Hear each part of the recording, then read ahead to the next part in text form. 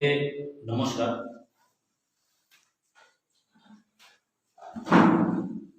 সারা রাজ্যের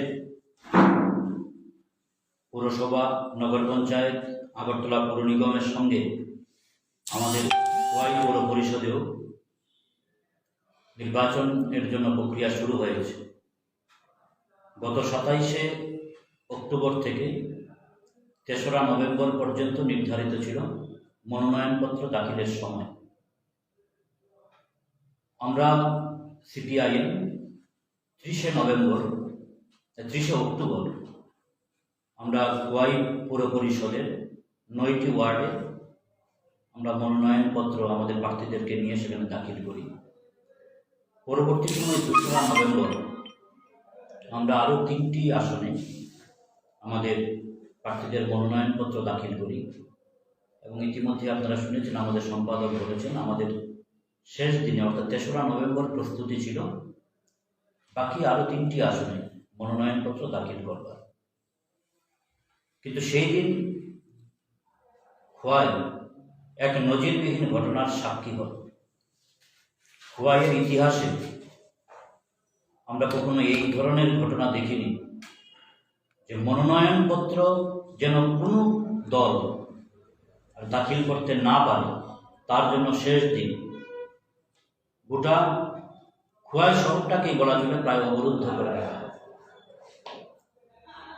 খোয়াই পৌর পরিষদ এলাকার থেকেই শুধু না, খোয়াই জেলার বিভিন্ন প্রান্ত থেকে বিজেপি দল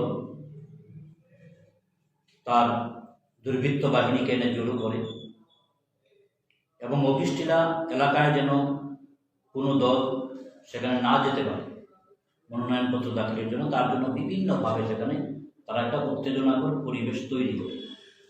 এমনকি আমরা দেখলাম আমাদের দলের একজন সাধারণ কর্মী, সে একটি বিশেষ প্রয়োজনে তার অফিসিয়াল একটি কাজে অফিসটিলায় গিয়েছিল, বিশ্বজিৎ সরকার, তার উপর আমরা দেখলাম সেখানে বেপরোয়াভাবে আক্রমণ সংগঠিত করা। এবং শুধুমাত্র এই ঘটনাই না, আমরা দেখছি নির্বাচন ঘোষণা হওয়ার সঙ্গে সঙ্গে খোয়াই পৌর পরিষদ এলাকার মধ্যে প্রতিদিন রাত্রিবেলা বাইক বাহিনী সন্ত্রাস চলছে, বাড়ি বাড়ি হুমকি, বিভিন্ন বাড়িঘরে হামলা, আক্রমণ, ভাঙচুর ইত্যাদি চলছে। এবং এই সময় যে বিষয়টা সবচেয়ে বেশি চলছে সেটা হচ্ছে আমরা যাদেরকে প্রার্থী হিসাবে মনোনীত করলাম তাদের প্রার্থীপদ প্রত্যাহার করার জন্য অস্বাভাবিক চাপ তৈরি করা হচ্ছে। ইতিমধ্যেই গতকাল পুর পরিষদের 7 নম্বর ওয়ার্ডের আমাদের বামফ্রন্ট মনোনীত প্রার্থী পূর্ণিমা দাস, ওনাকে জোর করে অফিস টিলায় নিয়ে গিয়ে সেখানে প্রত্যাহার করানো হয়েছে। এবং শুধু একজনই না, আমরা দেখছি আরো বেশ কয়েকজন আমাদের প্রার্থীদের উপর নানাভাবে সেখানে চাপ তৈরি করা হচ্ছে এবং প্রার্থীদের যারা প্রস্তাব তাদের উপরও সেখানে বিভিন্নভাবে চাপ তৈরি করা হচ্ছে। কোথাও অর্থনৈতিকভাবে আক্রমণ, কোথাও হুমকি কিংবা বাড়িঘরে হামলা, ভাঙচুর ইত্যাদির মধ্য দিয়ে একটা আতঙ্কের পরিবেশ সেখানে তৈরি করা হচ্ছে এবং বাধ্য করানো হচ্ছে প্রার্থীপদ প্রত্যাহার করানোর জন্য। আমরা শাসক দলের এই নজিরবিহীন রাজনৈতিক সন্ত্রাসের তীব্র বিরোধিতা করছি এবং সবচেয়ে উদ্বেগজনক বিষয় হচ্ছে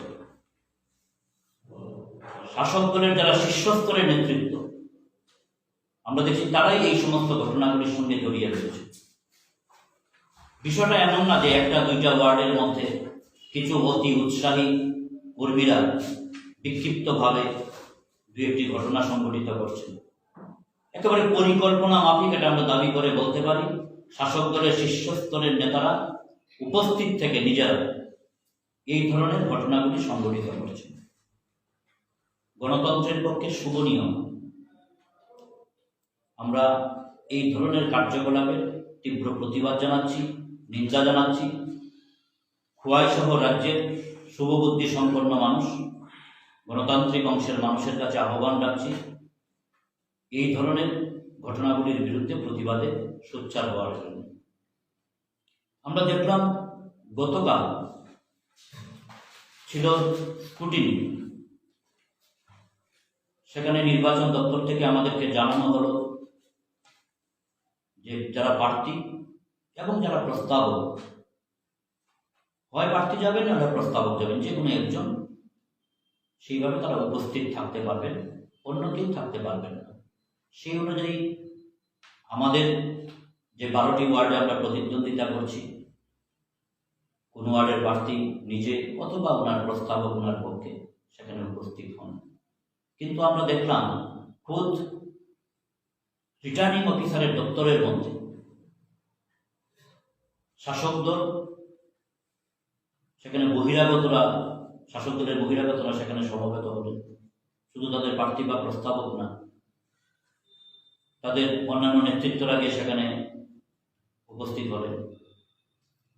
এমনকি শাসক দলের শীর্ষস্তরীয় সেই সব নেতারা যাদের বাসস্থান পৌর পরিষদ এলাকাতেই না, তারা পর্যন্ত সেখানে উপস্থিত হয়ে এবং বিভিন্নভাবে সেখানে আমাদের যারা প্রার্থী ছিলেন, প্রস্তাবক ছিলেন, তাদেরকে হুমকি ধমক ইত্যাদি দেওয়ার চেষ্টা করেন। এক কথায় এই বিষয়গুলি নজিরবিহীন ঘটনা। এই ধরনের ঘটনার সাক্ষী আমরা হলাম গতকাল। সর্বোপরি এই যে সন্ত্রাস, এবং এটা বলা যায় যে খোয়াইয়ের মাটিতে এটা শুধুমাত্র পৌর পরিষদ নির্বাচনকে কেন্দ্র করেই না, গত 44 মাস যাবৎ প্রতিদিন, প্রতি মুহূর্তে, প্রতিটি রাত্রে একটা ধারাবাহিক সন্ত্রাসের সাক্ষী হচ্ছে খোয়াইয়ের মানুষ। আমরা জানি না শাসক দলের এত ভয় কেন এত সন্ত্রাসের আবহ তারা তৈরি করছে।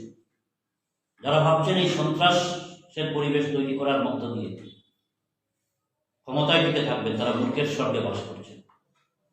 আমরা বিশ্বাস করি মানুষ শেষ কথা বলে, মানুষের প্রতি আমাদের বিশ্বাস রয়েছে। তাই এই হামলা, সন্ত্রাস ইত্যাদির মধ্য দিয়ে যারা ভাবছেন বামপন্থীদের মোকাবিলা করবেন, তারা মূর্খের স্বর্গে বাস করছেন। তাই আজকের এই সময়ে